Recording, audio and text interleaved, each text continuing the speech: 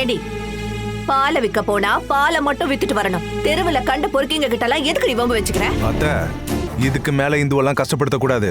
எல்லாத்தையும் நிப்பாட்டிக்கோங்க. இந்துவ நான் தான் கல்யாணம் பண்ணுவேன். எங்க மக பார்வதிய அபிராமி தத்து மகளா ஏத்துக்கிட்டா மட்டும்தான் நாம ஏற்கனவே பேசி வச்சிருக்கிறபடி 2 கல்யாணமும் நடக்கும். பிரபாகரா, நீங்க கத்துறதுனால எதுவும் தீர போறதில்ல. இந்த விஷயத்தை பத்தி நீங்க பார்வதி கிட்ட பேசி ஒரு நல்ல முடிவை சொல்லுங்க. என் மகளோட மரண ராசி தான் உன்னோட ஜென்ம ராசி. அதனாலதான் நான் கேட்டேன், ஏன் பொண்ணு இறந்த அதே ராசியில பிறந்திருக்க. அதான் உன்னை பார்த்ததும் உன்கிட்ட பேசணும்னு தோணுச்சு. பார்வதி குழந்தை இன்னும் சாகாம இருந்தா அந்த குழந்தை சாகலனாலும் இந்த ஷெனாய் வீட்டுக்கு மட்டும் வரவே முடியாது. ஒரு வீட்டு வேலைக்காரிக்கான விசா வந்திருக்கு. மாசம் 40,000 ரூபாய் சம்பளம் கிடைக்குமா? நீங்க வெளிநாட்டுக்கு போனாதான் என்னால மெடிசனுக்கு படிக்க முடியும். உங்களுக்காக உங்க அக்கா எந்த வேலைக்கு வேணா போவா.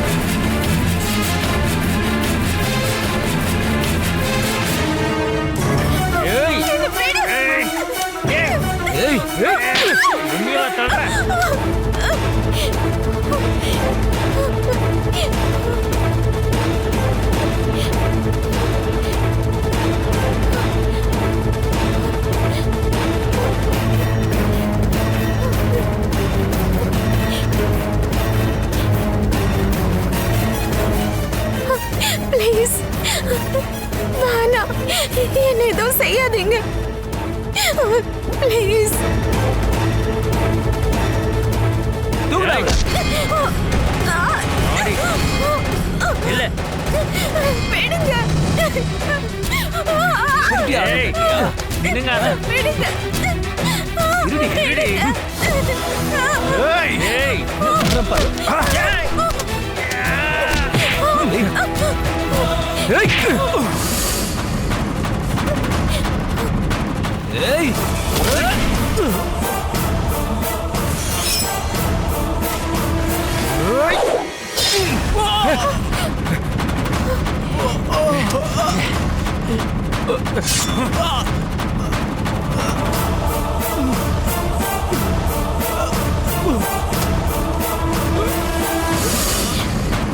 வா ரகு மாமா, வா.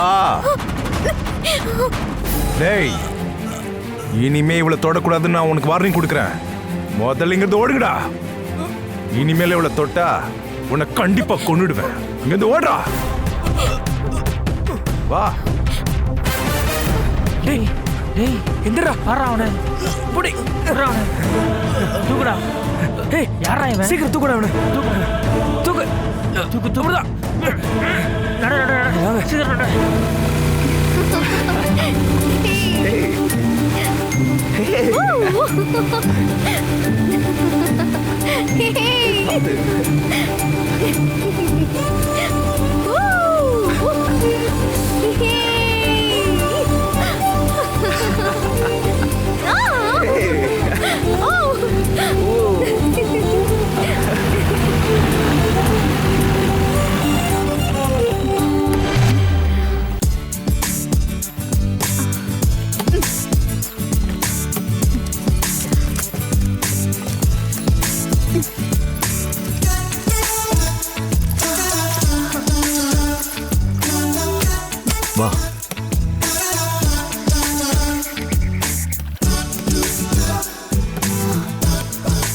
மாமா, இந்த ஏரியில இருக்க தண்ணி என்னைக்காவது ஒரு நாள் வத்துமா?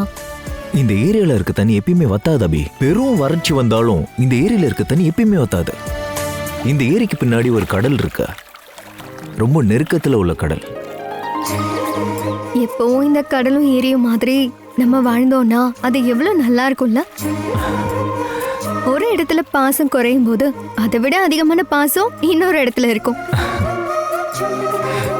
பாசத்தை நம்ம அந்த மாதிரி பேலன்ஸ் பண்ணி போகும்போது வாழ்க்கை ரொம்ப அழகா இருக்கும். அருண் மாமா, காதலிச்சு கல்யாணம் பண்ற நிறைய பேரோட லைஃப்ல கல்யாணத்துக்கு அப்புறம் அந்த காதலே இல்லாம போனதை நம்ம பார்த்திருக்கோம். நாம எப்போ அந்த மாதிரி ஆயிடக்கூடாது. நம்ம எப்பயுமே அந்த மாதிரி ஆக மாட்டோம். நம்ம வாழ்க்கை முடியிற வரைக்கும் இந்த காதலுடைய உயிர் அப்படியே இருக்கும். ஆமா, அவங்க எங்க போனாங்க? ஆளையே காணோம். ஏய் மாதுரி நில்லு, சொன்னா கேளு. நான் நிக்க மாட்டேன். ஏய் நில்லு, ஓடாத. இது என்ன ஒரு ஓட்டம், நீ என்ன தோக்கடிச்சிட்டியே. நீங்க வேணும்னு தானே தோத்தீங்க. நீங்க எப்பயுமே எதுக்கு மாமா எனக்காக தோத்து போயிட்டே இருக்கீங்க? இந்த வாழ்க்கைன்றதே நமக்கு பிடிச்சவங்களுக்காக தான். ஜெயிக்கிறதுக்காக நம்ம 2 பேரும் அடம் பிடிச்சிட்டு இருந்தா வாழ்க்கை நல்லாவே இருக்காது, அது வீணா தான் போகும். நம்மளோட வாழ்க்கை இதே மாதிரி கல்யாணத்துக்கு அப்புறமும் இருக்கணும் மாமா. நாம எப்பயுமே அடிக்கடி ஜெயிக்கிறதுக்கும் தோக்கிறதுக்கும் முயற்சி பண்ணக்கூடாது. எப்பவுமே காதலை பத்தி பேசிட்டு இருக்கவங்களுக்கு வெற்றி தோல்வின்னு ஒன்று கிடையவே கிடையாது.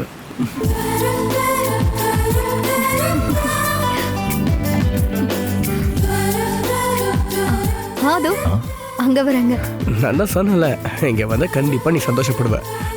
அவங்க 2 பேரும் பாருங்களேன், ஜோடி பொறுத்தா சூப்பரா இருக்குல்ல. யா ஈவன் ஃபுட்ஸ் கூட நம்மள மாதிரின்னு சொல்ல. நீ வா.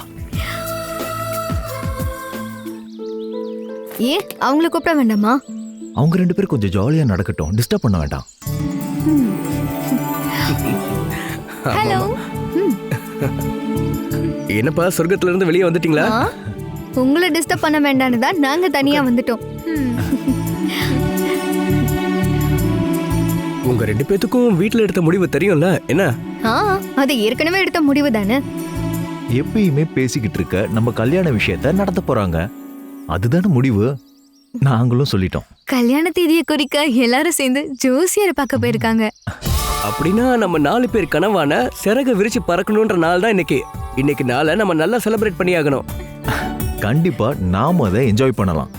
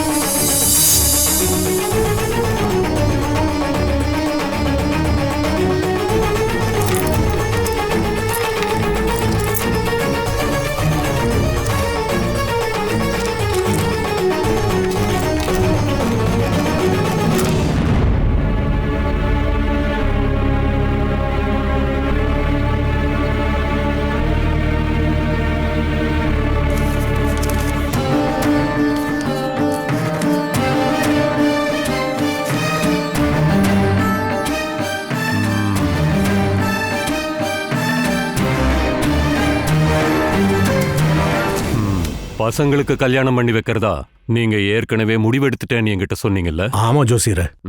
அதுக்கப்புறம் இது இப்படியே இழுத்துட்டு போக வேண்டாம்னு நாங்க முடிவெடுத்திருக்கோம். 2 முகூர்த்தத்துக்கான தேதியும் நேரமும் ஒன்னா இருக்கணும். ரெண்டையும் ஒரே நாள்ல ஒரே இடத்துல நடத்தி முடிக்கலாம்னு நாங்கெல்லாம் முடிவு பண்ணிட்டோம். ஆமா ஜோசியர. 2 கல்யாணமும் ஒரே நேரத்துல நடத்துறதுக்கான முகூர்த்தம் இருக்கா ஜோசியரே? ஆனந்தனுக்கும் மாதுரிக்கும் நடக்கிற கல்யாணம் நல்லதுதான். அருணுக்கும் அபிக்கும் நடக்கிற கல்யாணம் அதே முகூர்த்தத்துக்கு வாய்ப்பு இல்லையா ஜோசியரே? அருணுக்கும் அபிராமிக்கும் நடக்கிற கல்யாணத்தை பத்தி நீங்க இப்போதைக்கு யோசிக்க வேண்டாம். என்னாச்சு ஜோசியர? ஏதாச்சும் தடை இருக்கா? கல்யாணத்துல எந்த வித தடையும் இல்லை. ஆனா அவங்களுக்கு நடக்க இருக்கிற கல்யாணத்தை நீங்க நடத்தி வைக்க முடியாது, அவ்வளவுதான். ஜோசியரே என்ன சொல்றீங்க? ஒருவேளை அருணுக்கும் அபிராமிக்கும் கல்யாணம் நடந்ததுன்னா அந்த கல்யாணத்துக்கு வெறும் 6 மாசம்தான் ஆயுசே இருக்கும்.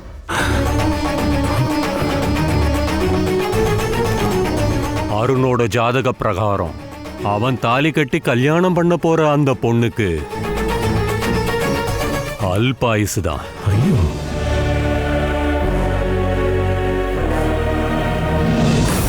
அதனால அந்த பொண்ணு அபிராமியா இருந்தா அபிராமி இறந்துருவா.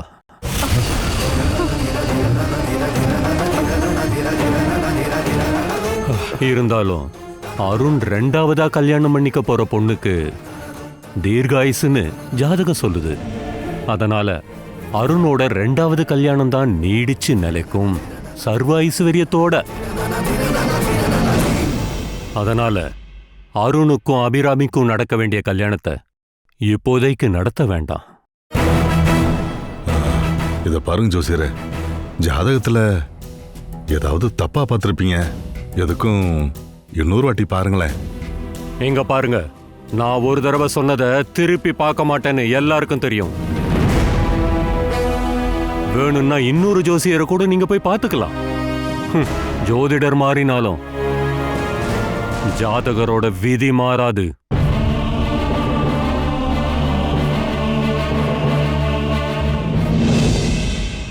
என்னம்மா இப்படி சொல்லிக்கிட்டு இருக்க?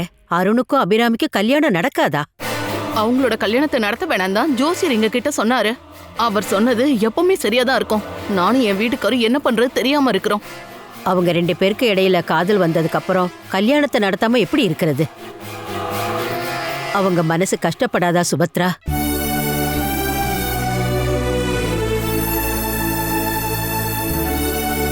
அவங்க மனசு கஷ்டப்படும் நினைச்சு நாம இவங்க 2 பேருக்கும் கல்யாணம் பண்ணி வச்சோம்னா அபிராமியோட உயிருக்கு தானே ஆபத்தாயிடும். பிரச்சனைக்கு காரணமே அவன் ஜாதகம் தான். ஜாதகத்துல பிரச்சனை இருந்தா அதே மாதிரிதான் நடக்கும். ஏற்கனவே இங்க நடந்திருக்குல்ல. புதுசா ஆபீஸ் கட்ட நம்ம பூஜை போடும்போது ஜோசியர் சொன்னது ஞாபகம் இருக்குல்ல? 1 வருஷத்துக்குள்ள மரணம் சம்பவிக்கும்னு சொன்னாரு. அது நடந்துச்சுல்ல? கட்டடம் கட்டும்போது ஒரு ஆளுக்கு பதிலா 2 பேர் அங்க செத்து போனாங்கல்ல? அப்படி இருக்கும்போது அருணோட விஷயத்துல மட்டும் இது நடக்காதுன்னு நான் எப்படி நம்புறது? இதுக்கப்புறம் அருணுக்கு எப்படி என் பொண்ணை நான் கட்டி கொடுக்க முடியும்? சுபத்ரா, நீ ஏன் எதுவும் பேசாம இருக்க? ராதிகா சொல்றதுலயும் ஒரு நியாயம் இருக்கு. அபிராமிய ஒரு ஆபத்துல கொண்டு போய் தள்ளி விடுறதுக்கு இங்க யாருமே தயாரா இல்ல. ஆனா அபிராமி தான் என்னோட மருமகன்னு நான் ஆரம்பத்திலே முடிவு பண்ணி வச்சிருந்தேன். அதை மாத்தி யோசிக்க என்னால சுத்தமா முடியல. நானும் என் வீட்டுக்காரும் அருண் மாதிரி ஒரு பையனை ரொம்பவே ஆசைப்பட்டோம். ஜோசியர் சொன்ன வார்த்தையை கேட்டதும் என் வீட்டுக்காரால ஒரு வார்த்தை கூட பேச முடியல. கடவுளே, இந்த விஷயம் அவங்களுக்கு தெரிஞ்சா எவ்வளவு வருத்தப்படுவாங்க. பசங்க 2 பேருக்கும் இந்த விஷயம் தெரிய வேண்டாம். என்ன இருந்தாலும் இதுக்குன்னு ஒரு பரிகாரம் இருக்குல்ல சுபத்ரா? ஜோசியர் எதுவும் சொல்லலையா? பரிகாரம் இருக்கு. அப்படி இல்லைனா பரிகாரத்தை உண்டாக்கணும். என்ன பண்ணலான்னு நாங்க கொஞ்சம் யோசிக்கிறோம்.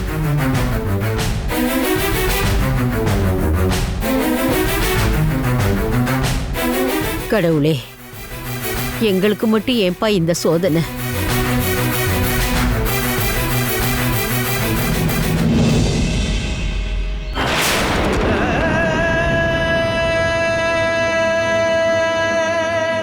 இங்க பாருங்க பார்வதியம்மா, அத்தனையும் கேட்டதுக்கு அப்புறம் என் உசுறு பாதி செத்து போன மாதிரி ஆயிடுச்சு.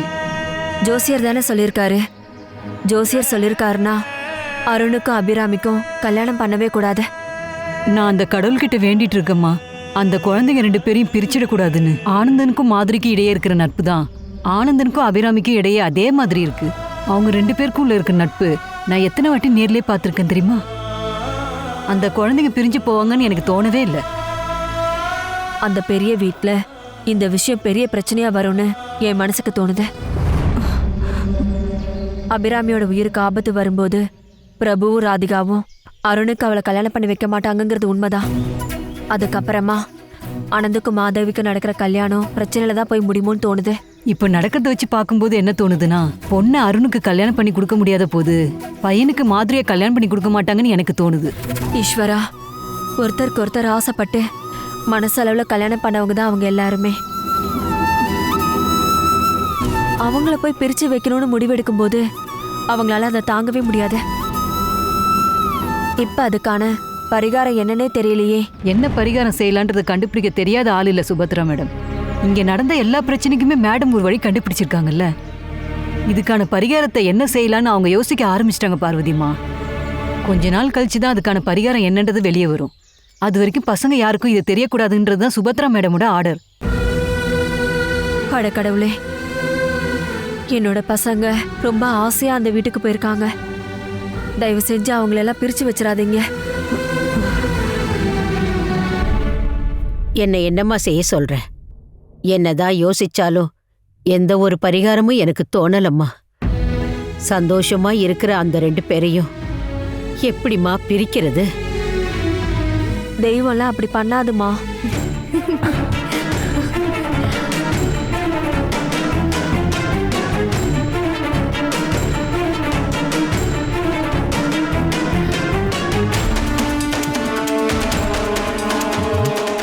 ஹாய் பாட்டி.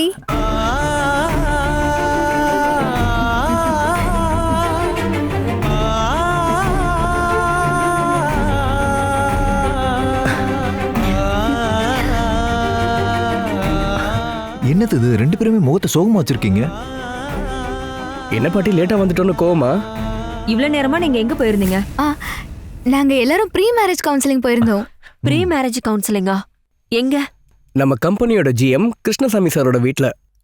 கல்யாணம் பண்ணிக்க போறீங்க 4 பேருக்கும் ட்ரீட் கொடுக்கறதுக்காக கூப்பிட்டாரு சுவாமி. அதுக்கப்புறம் சுவாமியும் அவரோட ஒய்ஃபும் சேர்ந்து 2 மணி நேரமா அட்வைஸ் கொடுத்தே எங்களை கொண்டுட்டாங்க.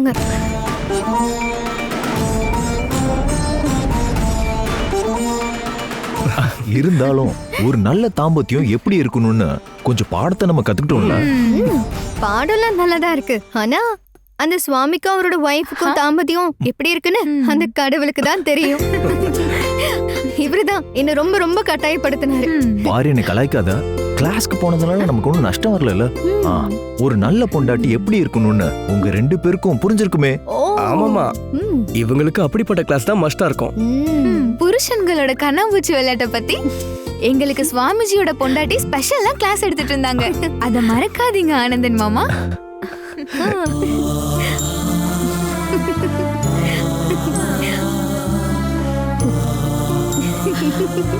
கேட்டீங்களா பாட்டி?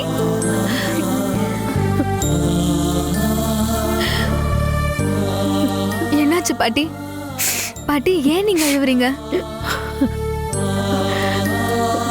ஒன்னும் இல்லம்மா. நீங்க எல்லாரும் சந்தோஷமா இருக்கிறத பார்த்து பாட்டிக்கும் சந்தோஷத்துல ஆனந்த கண்ணீர் வந்துருச்சு. அம்மா, பாட்டிக்கு இப்ப என்னாச்சு? அது ஒண்ணும் இல்லடா.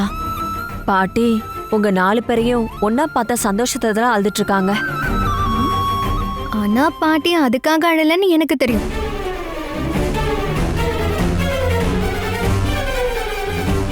உனக்கு என்ன தெரியும்? அடிக்கடி தாத்தாவை பத்தி பாட்டிக்கு ஞாபகம் வர்றதுனாலதான் இப்படி அழுறாங்க. இன்னைக்கு எங்க பாட்டிய பாக்குறதுக்கு தாத்தா இப்ப வந்துட்டு போனாரு. அவர் வந்துட்டு இன்னும் போகவே இல்லையா? இது அந்த மாதிரி பிரச்சனையா இல்ல, இது வேற பிரச்சனையா தான் இருக்கும். என்னாச்சு பாட்டி? என்ன பிரச்சனை? அம்மா, இங்க ஏதாவது பிரச்சனையாச்சா? இல்ல, எந்த பிரச்சனையும் நடக்கல. இல்ல, ஏதோ நடந்திருக்கு. இல்லனா என்னுடைய பாட்டி இப்படி அழுக வேண்டிய அவசியம் இல்லைல்ல. இங்க பாருங்க, என்ன பிரச்சனையா இருந்தாலும் என்கிட்ட சொல்லுங்க. உங்க பிரச்சனை என்ன? அருண்,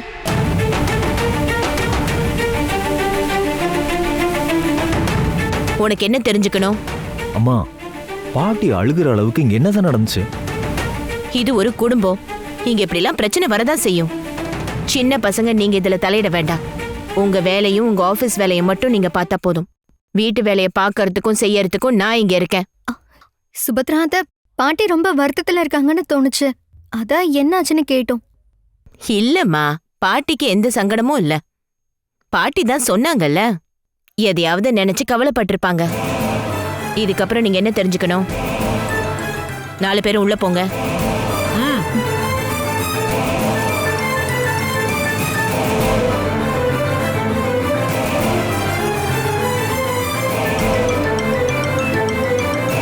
அத்தை, நான் உங்ககிட்ட என்ன சொன்னேன்? உங்களுக்கு ஒரு தடவை சொன்னா புரியாதா? இந்த விஷயத்த பேசாம இருங்களேன். பசங்க முன்னாடி இப்படி அழுதுட்டு இருந்தீங்கன்னா அவங்களுக்கு சந்தேகம் வரதானே செய்யும். நான் மட்டும் இப்ப வராம போயிருந்தா அவங்க கிட்ட எல்லா விஷயத்தையும் சொல்லிருப்பீங்கல்ல. இங்க பாருங்க அண்ணி, அம்மா அப்படியெல்லாம் சொல்ல மாட்டாங்க. நீயும் இங்க தானே இருந்த, எல்லாத்தையும் பார்த்துட்டு தானே இருந்த. இனிமே இந்த வீட்ல தேவையில்லாத பேச்செல்லாம் பேசவே கூடாது.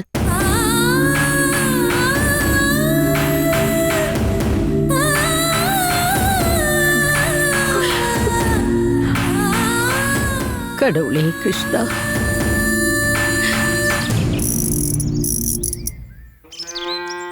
அக்கா, நீங்க எப்ப கல்ஃபுக்கு போறீங்க? நீ ஏன்டா எப்போ இதே கேட்டுட்டு இருக்க? நேரம் வரும்போது போவேன். என்னாச்சு? இங்க பாருங்கக்கா, என்னால இந்த பழைய சைக்கிள் ஓட்டவே முடியல. பசங்களாம் என்னை ரொம்பவே கேலி பண்றாங்க. நீங்க கல்ஃபுக்கு போனா நான் புது சைக்கிள் வாங்கிடுவேன்ல.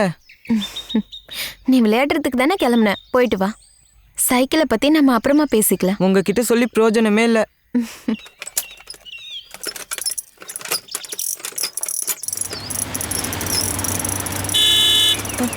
ஐயோ அக்கா, அக்கா போலீஸ்! அக்கா, அக்கா போலீஸ் வராங்க. அக்கா போலீஸ்க்கா.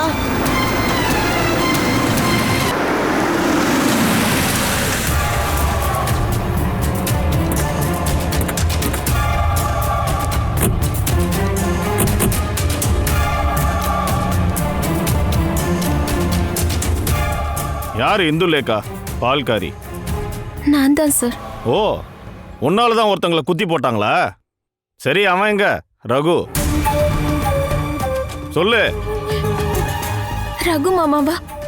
எனக்கு தெரியல சார். உண்மையை சொல்லு. ரகு எங்க? ஐயோ சார், சார் ரகு எங்கன்னு எங்களுக்கு தெரியாது சார். உனக்கு தெரியுமா? சரி, நீயே சொல்லு. ஐயோ சார், நாங்கெல்லாம் நிரபராதிங்க. ரகு பண்ணதுக்காக எங்களை எதுக்கு நீங்க டார்ச்சர் பண்றீங்க? நாங்க என்ன சார் பண்ணோம்? இவளாலதான் ரகு ஒருத்தனை குத்தி இருக்கான். குத்து வாங்கினவன் காலையில செத்து போயிட்டான். சொல்ல போனா இது கொலை கேஸ்.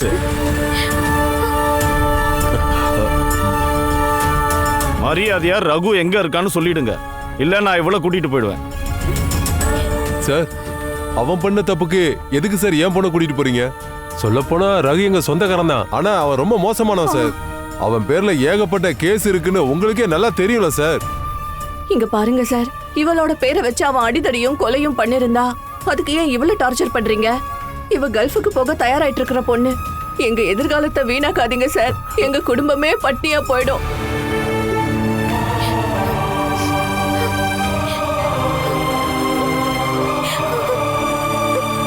ரகு இங்க வர்றதே இல்லையா? ஐயோ சார், சத்தியமா சொல்ல சார், அவன் இங்க வரவே இல்லை சார். ரகு மாட்டினாதான் நல்லது, இல்ல இந்துலேக்காக்கு தான் பிரச்சனை. அவ தான் இந்த கேஸ்ல முக்கியமான சாட்சி. பொண்ணை கூட்டிட்டு நீ ஸ்டேஷனுக்கு வரணும், புரியுதா? சரிங்க சார்.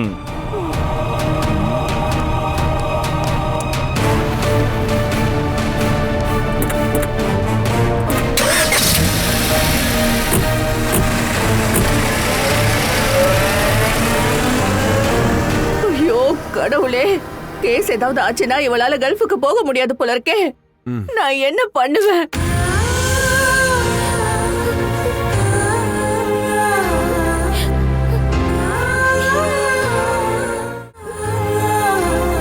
ஏய், நீ என்ன காரியம் பண்ணிருக்க? இருக்கிறதெல்லாம் வித்து உன்னை கல்ஃபுக்கு அனுப்பலான்னு நினைச்சுக்கிட்டு இருந்தா இப்ப நீ எல்லாத்தையும் வீணாக்கிட்டல்ல. நான் என்ன பண்ணேன் சித்தி? நீங்க சொல்றத பார்த்தா நான் ரகு மாமாவை வச்சு வேணும்னே பண்ண மாதிரி இருக்கு. ரகு மாமாக்கு இந்த அக்கா மேல பைத்தியம். அக்காவை மாமாக்கு கல்யாணம் பண்ணி கொடுத்திருந்தா இந்த மாதிரிலாம் நடந்திருக்குமா? ஐயோடா, அதுக்கப்புறம் 3 நாள்ல இவ விதவை ஆயிடுவா. அப்படின்னா அக்காவை வேற யாருக்காவது கல்யாணம் பண்ணி கொடுங்க. இவள வேற யாருக்காவது கல்யாணம் பண்ணி கொடுத்துட்டு நீயும் தம்பியும் என்ன பண்ணுவீங்க? பட்னியா கிடப்பீங்களா? பாரு, கல்யாணம்ன்ற வார்த்தையே நீ பேசக்கூடாது. போடி அந்த பக்கம். கல்யாணத்தை பத்தி எல்லாம் பேச வந்துட்டா போடினா. ஐயோ சுமதி, கொஞ்சம் அமைதியா தான் இரு. இங்க பாருங்க, நீங்க போய் அந்த போலீஸ்காரோட கையில கால்ல விழுந்தாவது இவள அந்த கேஸ்ல இருந்து வெளியே கொண்டு வர பாருங்க. இல்லனா இவளால கல்ஃபுக்கு போக முடியாது. நான் கல்ஃபுக்கு போகணும்னு நீங்க இவ்ளோ கட்டாயப்படுத்துறீங்க? அடியே, வாழ்க்கையில முன்னேறி போயிட்டே இருக்கணும். பசுக்களும் பாலும் வெண்ணையும் கிருஷ்ண கோயிலும்னு சுத்திக்கிட்டு இருந்தா வீடு சுத்தமா விளங்காது. இவ்ளோ நாளா பசுவோட பாலும் வெண்ணையும் கிருஷ்ணரோட அருளாலையும் தானே இந்த வீட்டை நடத்தணும். நீ ஒன்னும் அதிகமா பேச வேண்டாம். நான் சொல்றத மட்டும் கேட்டாலே போதும். கல்ஃப்ல உனக்கு வீட்டு வேலை செய்ய தேவையான விசா உடனே வந்துடும். நீ பேசாம ஃப்ளைட் ஏறணும். அதுதான் உனக்கு நல்லது. பாத்துக்க. நீ மட்டும் அதுக்கு தயாரா இல்ல? என்னோட சுபாவம் உனக்கு தெரியும்ல.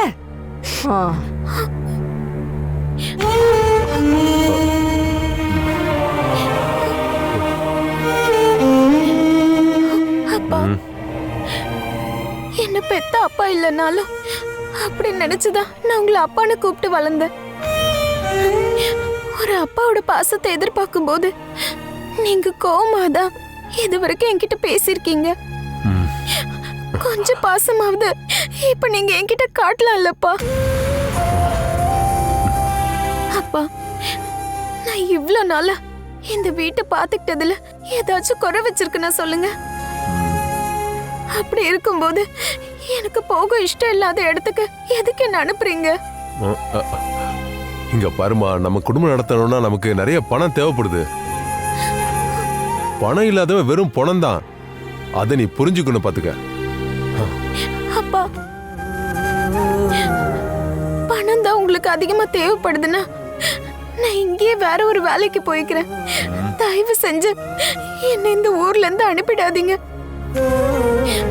என்னோட பசுக்கள், கிருஷ்ணரோட கோவில், இந்த ஊரு, அப்புறம் உங்க எல்லாரையும் விட்டுட்டு நான் போனா நான் எங்கேயோ தனியா இருக்க மாதிரி எனக்கு தோணும். இத்தனை வருஷமா நான் உங்களுக்காக நிறைய கஷ்டப்பட்டிருக்கேன்ல. அந்த பாசத்தையாவது என்கிட்ட காட்டலாம்ல. என்னை இங்க இருந்து அனுப்ப வேண்டான்னு சித்திக்கிட்ட கொஞ்சம் சொல்லுங்களேன். என்ன தயவு செஞ்சு அனுப்பிடாதீங்க. இங்க பாருமா, சுமதி ஒரு முடிவு எடுத்துட்டா அதுக்கப்புறம் என்னால எதுவும் செய்ய முடியாது. அப்புறம் நீ இங்க இருந்து போறதாமா உனக்கு நல்லது, இந்த குடும்பத்துக்கு நல்லது. நீ இந்த ஊர்ல எல்லாம் பெருசா என்னத்தை சம்பாதிச்சிட போற, ஒண்ணும் முடியாது. ஆனா இங்க பாரு, கல்ஃப்ல உனக்கு பெரிய சம்பளம் கிடைக்கும். அதனால நீ கல்ஃபுக்கு போறதுதான் உனக்கு நல்லது.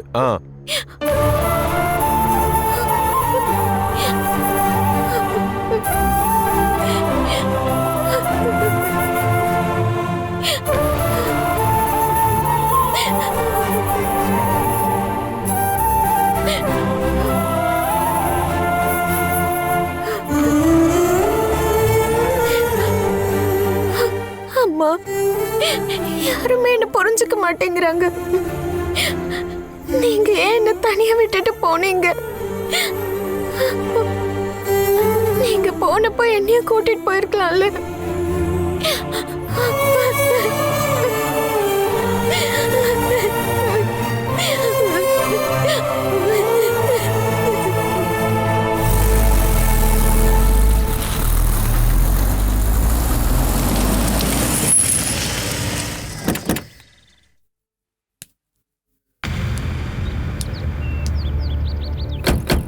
வா.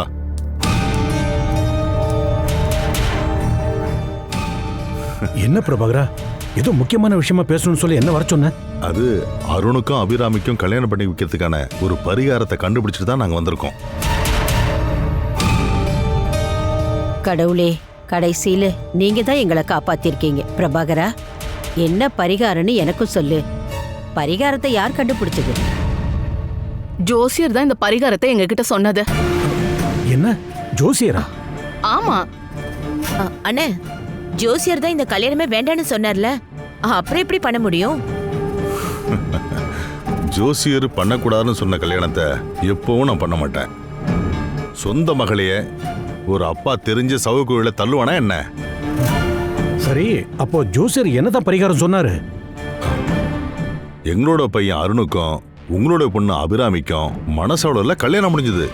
ஆமா ஆமா, அவங்க கடைசி உயிர் மூச்சு வரைக்கும் அவங்க ஒன்னா வாழணும்.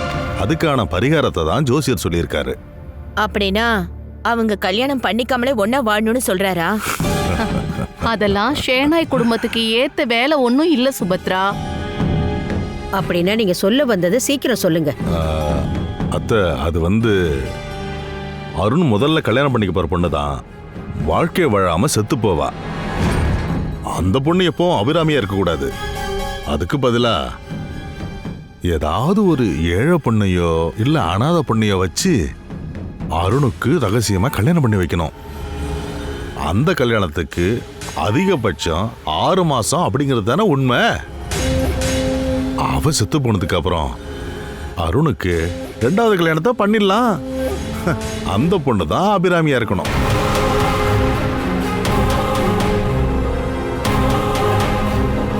சுபத்ராவும் மச்சான் என்ன சொல்றீங்க? அது அருணோட கல்யாணத்தப்பவே ஆனந்தன் மாதுரி கல்யாணமும் சேர்த்து நடக்கணும்ல. ஆனந்தனுக்கும் மாதவிக்கும் நடக்கிற கல்யாணம் அத நாம பண்ணலாம் மச்சான். ஆனா இப்ப இல்ல. அருணுக்கும் அபிராமிக்கும் நடக்கிற கல்யாணத்தன்னைக்கு தான் அது நடக்கணும்.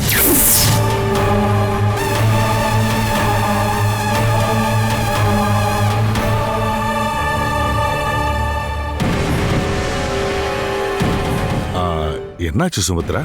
இதுதானே அதுக்குண்டான ஒரே வழி. என்ன உன்னோட அபிப்பிராயம்? ஜோசியர் சொன்ன பரிகாரம் தானே. அப்படின்னா அபிராமிக்கும் அருணுக்கும் நடக்க போற கல்யாணம் 2வது கல்யாணமாவே அது நடக்கட்டும். அண்ணன் சொன்ன மாதிரி அன்னைக்குதான் அருணுக்கும் அபிக்கும் கல்யாணம் நடக்கணும். வெறும் 6 மாசம் தானே, நம்ம ரொம்ப நாள் வெயிட் பண்ண வேண்டாம். அது இந்த மாதிரி பிரச்சனை எல்லாம் இருக்குன்னு தெரிஞ்சதுன்னா எந்த பொண்ணு தான் சம்மதிப்பா?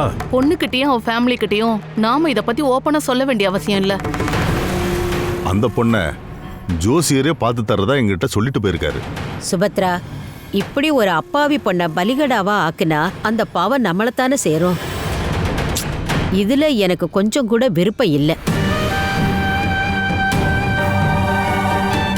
இப்ப என்ன பண்ணலாம்னு சொல்ல வரீங்க அத்தை? என் மகளை பலி கொடுக்கணுமா?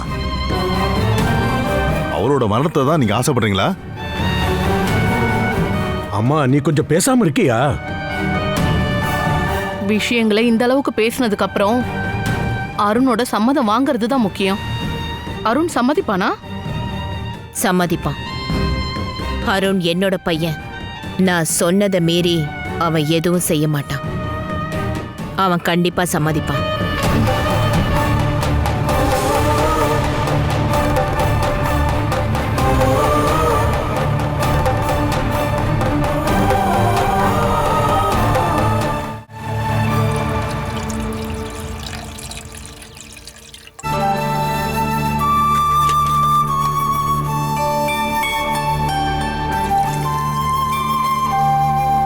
நீ பால் விற்கிறத நிறுத்திட்டு கல்ஃபுக்கு போறதா கேள்விப்பட்டேன். உண்மைதானா? வீட்ல செலவு அதிகமாயிட்டே போகுது ஜோசியரே. வீட்ல இப்ப இருக்க நிலைமைக்கு சித்தி என்ன கல்ஃபுக்கு இல்ல, எந்த நாட்டுக்கு வேணாலும் அனுப்பி விட்டுருவாங்க. அவங்களுக்கு பணம் மட்டும் கிடைச்சா போதும். பால் வண்டியில இந்துலேக்கா வரும்போது இந்த ஊருக்கே ஐஸ்வர்யம் கிடைச்ச மாதிரி இருக்கும். நீ இங்க விட்டு போயிட்டன்னா ஊரோட ஐஸ்வர்யமும் சேர்ந்து போயிடாதா? உன்னை நினைச்சா பாவமா இருக்கு. என்ன பண்றது ஜோசியரே, என்னோட ஜாதகம் ஒரு அதிர்ஷ்டம் இல்லாத ஜாதகமா இருக்கே. அதனால தானே என்னோட ஜாதகத்தை எழுத உங்க கையில கொடுத்தோம். இதுவரைக்கும் நீங்க அதை எழுதவே இல்லை. எனக்கு அதிர்ஷ்டம் இல்ல, சரிதானே ஜோசியரே? உன் ஜாதகத்துல அதிர்ஷ்டம் இல்லைன்னு யாருமா சொன்னது? எல்லாரோட ஜாதகத்திலயும் அதிர்ஷ்டமும் துரதிர்ஷ்டமும் இருக்கும். உன் ஜாதகத்திலயும் அது இருக்கும். ஜாதகம்னா எழுதலைன்னா அதுக்கு காரணம் டைம் இல்லைன்றது தான். கூடிய சீக்கிரம் அதையும் எழுதி தந்துடுறேன், சரியா? அப்படின்னா நீ இந்த ஊரை விட்டு போலான்னு முடிவு பண்ணிட்ட, அப்படிதானே? நான் தானே என்னோட வீட்டை பார்க்கணும். இங்க பாருமா, நீ அப்பான்னு கூப்பிடுற சுகுமாரன் உன்னோட சொந்த அப்பா இல்லைன்னு உனக்கு நல்லா தெரியும். இருந்தாலும் உனக்கு சொந்தமே இல்லாத யாருக்காகவோ எதுக்குமா இப்படி கஷ்டப்படுற? இங்க பாருமா, உனக்குன்னு ஒரு வாழ்க்கை தேவை. என்னோட வாழ்க்கை அது இப்ப என் கையில இல்ல ஜோசியரே. நான் போயிட்டு வரேன்.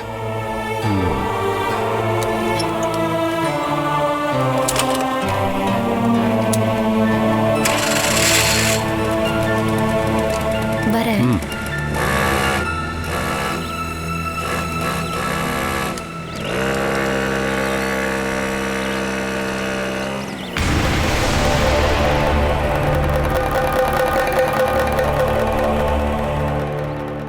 ரெண்டையும் ஒரே நாள்ல ஒரே இடத்துல நடத்தி முடிக்கலாம்னு நாங்கெல்லாம் முடிவு பண்ணிட்டோம். ஆமா ஜோசியரே.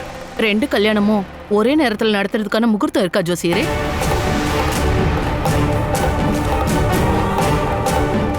அருணுக்கும் அபிக்கும் நடக்கிற கல்யாணம் அதே முகூர்த்தத்துக்கு வாய்ப்பு இல்லையா ஜோசியரே? இந்துலேகா, இவதானா அது? ஐயோ ஜோசியரே, இப்ப நாங்க என்ன கேட்டுட்டு இருக்கோம்? அம்பாட்டி ஷேனா குடும்பத்துல இருந்து இந்துவ பொண்ணு கேக்குறாங்களா? உங்களால அதை நம்பவே முடியலல்ல. ஆனா இந்த ஜோசியர் சொல்றதுதான் உண்மை. நம்புங்க. அதிர்ஷ்ட தேவதை உங்க வீடு தேடி வந்திருக்கு. வேணும்னா அதை ஏத்துக்கோங்க, இல்லன்னா வேண்டாம்னு சொல்லிடுங்க. அது ஒண்ணு இல்ல ஜோசியர, இதெல்லாம் எப்படி நடக்குதுன்னு தான் புரியல. அந்த குடும்பத்தோட கேட்டு வாசல்ல நிக்க கூட எங்களுக்கு தகுதி கிடையாது. அப்படி இருக்கும்போது எங்க குடும்பத்துல எப்படி சம்பந்தம் பண்றாங்கன்னு தான் ஒண்ணும் புரியல. சுகுமாரா, இதுக்கு காரணம் இந்துலேகா தான். அதுக்கு காரணம் அவளோட அழகு. அம்பாட்டி வீட்டு ஷேனாய் பையன் பால் வித்துக்கிட்டு இருக்கிற இந்துவ எங்கேயோ பார்த்திருக்கான். அந்த பையன் அடம் பிடிச்சதுனாலதான் கோடீஸ்வரனா இருக்கிற அந்த வீட்டுல இருக்கிற எல்லாருமே நடுத்தர வர்க்கத்தை சேர்ந்த சுகுமார வீட்டுக்கு பொண்ணு கேட்டுட்டு வான்னு என்ன அனுப்பி வச்சிருக்காங்க. இந்துலேகாவை தவிர வேற எந்த பொண்ணையும் கல்யாணம் பண்ணிக்க மாட்டேன்னு அந்த பையன் சொல்லியிருக்கான். அப்படியா? அப்புறம் உங்களுக்கு தெரியாத இன்னொரு விஷயத்தையும் நான் இப்ப உங்களுக்கு சொல்ல போறேன். தன் ஜாதகத்தை எழுதணும்னு இந்துலேகா என்கிட்ட சொல்லியிருக்கா. அவ ஜாதகத்தை எழுதினதுக்கு அப்புறம் தான் எனக்கே இந்த உண்மை இப்பதான் தெரியுது. இந்துவோட ஜாதகம் சாதாரண ஜாதகம் இல்ல. அவளோட ஜாதகம் அதிர்ஷ்ட ஜாதகம்.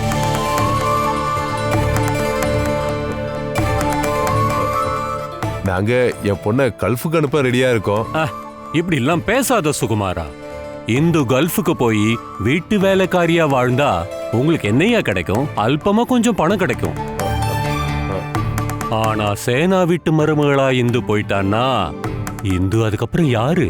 ராஜகுமாரி ஆயிடுவா. அவ ராஜகுமாரியா மாறிட்டா உங்களுக்கும் ராஜபோக வாழ்க்கை தானே கிடைக்கும்.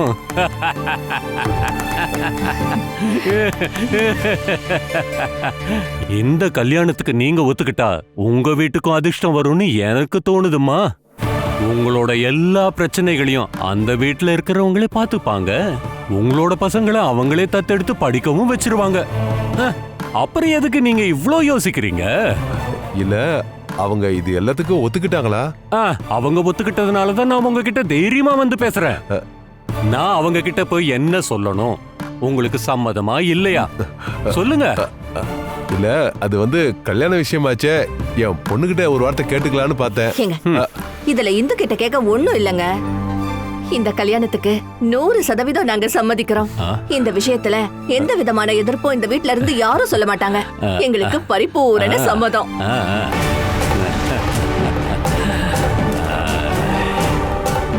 பலியாடு தயாராயிடுச்சு. அந்த பால்கார பொண்ணத்தான் இந்த வீட்டுக்கு பலிகடாவா அக்கா அவங்க எல்லாரும் முடிவு பண்ணிட்டாங்க. கஷ்டமா இருக்கு. அந்த பொண்ணு எங்க இருக்கான்னு உனக்கு தெரியுமா? எனக்கு தெரியாதுமா. ரோசாமாவுக்கும் தெரியாது. ரோசாமா இந்த ஊருக்காரியாச்சே. ஐயோ கடவுளே, பெரிய பாவத்தெல்லாம் இவங்க செய்ய போறாங்க. இங்க இருக்கிறவங்க பெத்த பிள்ளைங்களோட வாழ்க்கை நல்லா இருந்தா மட்டும் போதும்னு நினைக்கிறாங்க. அந்த பால்கார பொண்ணுக்கும் ஒரு வாழ்க்கை இருக்குன்னு நினைக்கணும்ல. நாம சொல்லி அவங்க கேட்க போறாங்களா என்ன?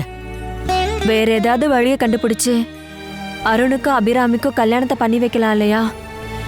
அத பண்ணாம அந்த சின்ன பொண்ணோட உயிரை எடுக்க போறாங்களே இவங்க எல்லாரும். பார்வதிக்கு இப்போ அபிராமிக்கு ஏதாவது நடந்துருமோன்ற வேதனையெல்லாம் இல்ல. ஏதோ ஒரு பால்கார பொண்ணு வாழ்க்கையை நினைச்சு வேதனைப்பட்டுக்கிட்டு இருக்க. அது அபிராமி செத்து போனா நீ அவளை தத்துப்பிள்ளையே எடுக்க வேண்டிய அவசியம் உனக்கு இல்லல்ல. ராதிகா, பார்வதி, நீ நம்ம குடும்பத்தோட நல்லதை மட்டும்தான் யோசிக்கணும். அதை விட்டுட்டு அந்த பால்கார பொண்ணை பத்தி யோசிக்க வேண்டிய அவசியம் இல்ல. அருண் கட்டிக்க போற அந்த பால்கார பொண்ணை யாருக்கும் தெரியாம கட்டி வைக்கிறதுன்னு முடிவே பண்ணிட்டியா? அதெல்லாம் விதிப்படிதான் நடக்கும். அதை நடத்த எனக்கு தெரியும். அண்ணி, இந்த விஷயத்துல நீங்க எல்லாரும் அவசரப்படுறீங்களோன்னு நான் நினைக்கிறேன். பிள்ளைங்களோட மனசை புண்படுத்துற மாதிரி எந்த முடிவையும் எந்த விஷயத்தையுமே நீங்க எடுக்காதீங்க. என் பையனோட கல்யாண விஷயத்துல நான் எடுக்கிற முடிவு தான் முக்கியமானது. அந்த விஷயத்துல நீ எதுவும் சொல்ல வேண்டாம். சுபத்ரா, அருண் இதுக்கு சம்மதிப்பான்னு எனக்கு தோணல. அருண் இன்னொரு பொண்ணுக்கு தாலி கட்ட அபிராமி சம்மதிக்க மாட்டா. அபிராமி கிட்ட சொல்லி நான் சம்மதம் வாங்கி தரேன். அவ என்னோட பொண்ணு, அவ சம்மதிப்பா. இப்ப முக்கியமான சம்மந்தம் அபியோடது கிடையாது, அருணோட சம்மதம் தான் முக்கியம். அருண் அதுக்கு சம்மதிக்கலன்னா? அருண் ஏன் வார்த்தைக்கு மரியாதை கொடுத்து அந்த பால்காரி கழுத்துல தாலி கட்டுவான். அப்படி கட்டலனா அவன் என் பையனே கிடையாது. உன்னோட ஜாதக பிரகாரம் அபிராமி கூட உன்னால வாழ்க்கை வாழ முடியாது. அபிராமியை தவிர நான் வேற எந்த பொண்ணுக்கும் தாலி கட்ட மாட்டேன். உங்க 2 பேரோட நன்மைக்காக தான் நாங்க இதை சொல்லிட்டு இருக்கோம். என்னையும் அபியும் பிரிச்சு வைக்கிறதுக்கான இந்த முடிவை தான் எனக்கான நன்மைன்னு சொல்ல வரீங்களா?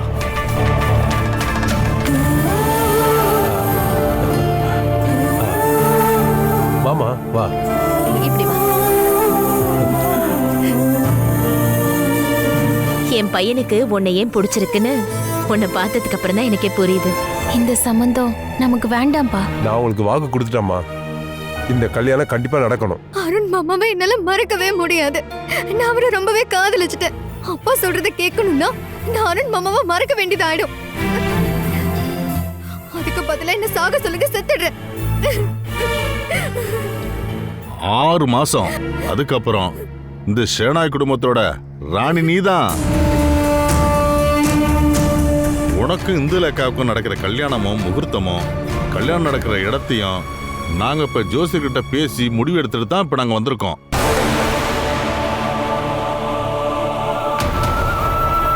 இப்ப நான் ஒண்ணு மட்டும் தான் தெரிஞ்சுக்கணும். உன் மனசுல என்ன இருக்கு?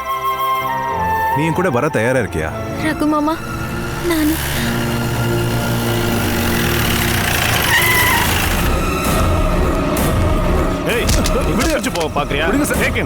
இந்த கல்யாணத்தை நீ ஏத்துக்கிட்டு தான் ஆகணும். அதுதான் உனக்கு நல்லது. இல்லனா உன் வாழ்க்கையில எந்த சந்தோஷமும் இந்த வீட்டுல கிடைக்காது. பாத்துக்க.